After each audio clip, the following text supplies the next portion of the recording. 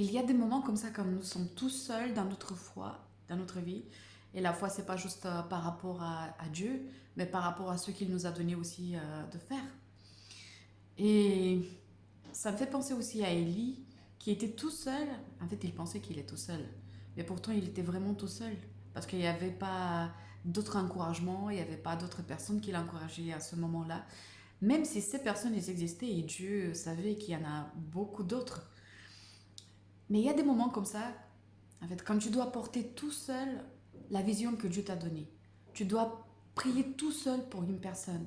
Tu dois porter tout seul ou tu dois croire tout seul en Dieu, même si autour de toi, il n'y a personne qui croit. Tu dois voilà, insister pour faire ce que Dieu t'a donné par rapport aux finances, par rapport à l'éducation, par rapport au choix des personnes autour de toi. Il y a des moments comme ça et c'est quelque part c'est exprès en fait. Parce que s'il y avait d'autres personnes avec toi avec la même vision tout le temps, tu n'avais pas une opinion à toi-même.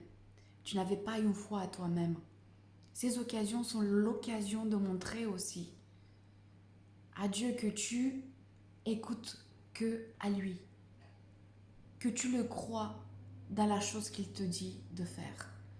Et des fois, c'est pas facile, hein, parce qu'on cherche toujours d'être encouragé.